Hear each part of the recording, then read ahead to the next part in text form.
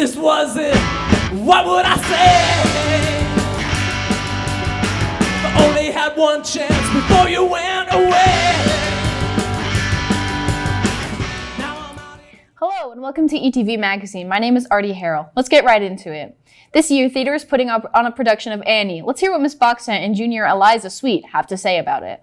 Something that I've gained is definitely my social skills. I've been doing theater since I was first grade, yeah. And so I've kind of always had that, and also I've been able to project myself out, kind of been able to be my true self with theater, so. For people that are going into theater for the first time, I think I would tell them to just not be afraid, because it's a very welcoming environment. It's very open and anyone can be anybody in theater, so yes. If you think you want to do theater, do it, because we need anybody and everybody that wants to join. It's so much fun. How COVID has impacted theater for us, I would say last year especially, we had to do everything virtual performances, so it wasn't quite the same. You get a lot of energy from the audience itself when you're on stage, and our numbers definitely for trying out for things went diminished last year. Like this year will be a little more of a normal year for theater where we can have a live audience and people will be able to perform on stage. Like it'll be kind of usually an instant no if we know they're like fit for the part, usually based off of their mannerisms or how they deliver the lines or the way they sing or something, and if that's not the case, usually it's someone that we feel we can work well with that will take direction. And so if we feel like there is a tie, normally we really think about maybe if they've been in productions before, their experience as far as were they at most rehearsals, or were they reliable, things like that usually come into play when it's pretty close. Everyone in theater has been working really hard to produce this musical. Opening nights are November 18th and 19th. Next up, Matthew Atkins and Warner Palace have a special edition of At the Movies.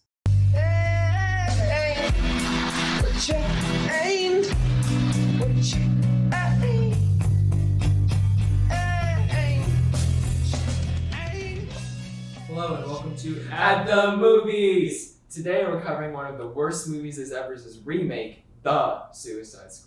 Not Suicide Squad, The Suicide Squad. It came out this year in both theaters and HBO Max. We totally had to go see this one in theaters. But we watched this at home. Shut up. The Suicide Squad stars Idris Elba and Margot Robbie, along with a surprise appearance from Sylvester Stallone as King Shark. It was directed by James Gunn. The cinematography and visual effects are also amazing, especially for a DC movie that debuted on streaming services. Another cool thing would be the electric editing. It perfectly complements the attitude of the characters and the general energy of the movie. It's perfect. That's very cool, Matthew. Yes, it is. Another thing, like you said, is the visual effects. The big monster at the end honestly looks, at times, it's better than the most recent Godzilla movie. I think we need to talk about the first abysmal movie, though. No. The first movie is directed by David Ayer and stars Will Smith, Jared Leto, and along with Margot Robbie.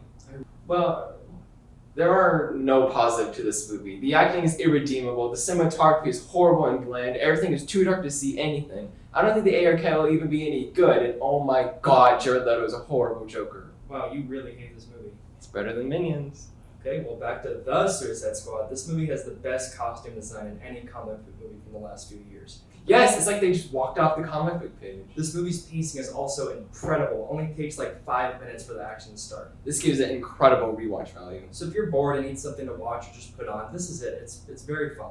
For sure, date night, background noise, anything. We'll give this movie 8 out of 10 hands. This has been ETV at the Movies. Have a good day, everybody. Yeah. Suicide Squad. We can always trust Matt and Warner's professional opinion. Next up, we have some staff thoughts on the school's teaching of sex ed. Hi, I'm Aubrey Baker. In this segment, we're talking about sex ed. We interviewed a few teachers and nurse fellows who all have a responsibility with teaching sex ed to the high schools. Sex ed in school, and it had to do more with making sure you're healthy, more so than like actual decision-making skills, I guess. It needs to be approached in the right way because everyone is on a different part in their walk in life.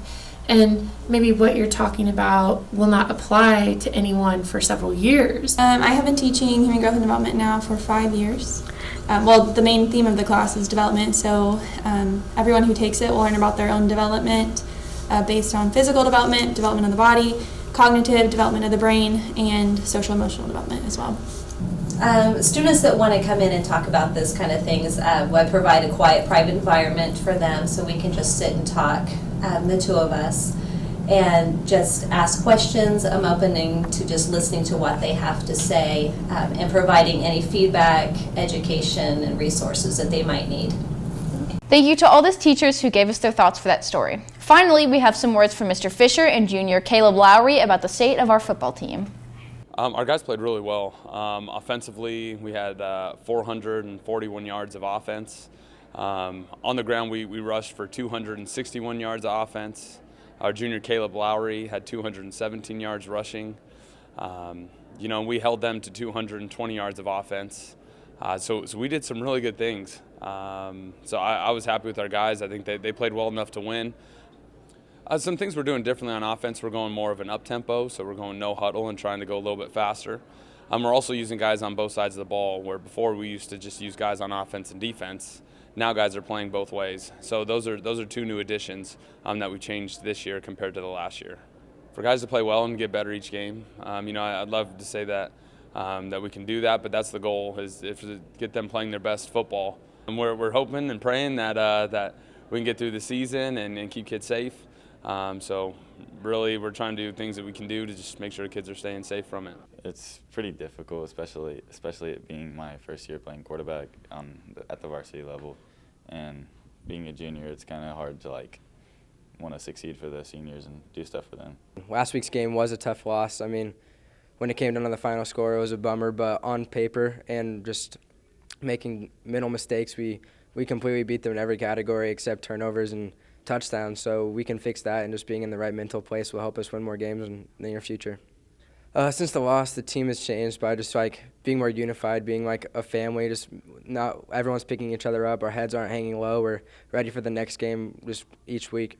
When we change to a faster offense pace, we can get the defense in a position they're not ready for us to run in or pass in, so we can get them in the wrong place and just pick up easy yards. Yeah, our new uniforms are pretty sweet. Like the color combos, just nice being able to be diverse on the field and stuff, just having a new fresh look, it's nice. Thank you for tuning in, everyone. This has been ETV Magazine. Have a great day.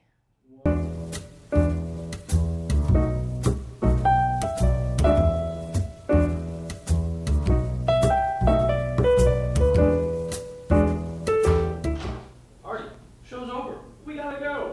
The show's over? Yeah. Oh no.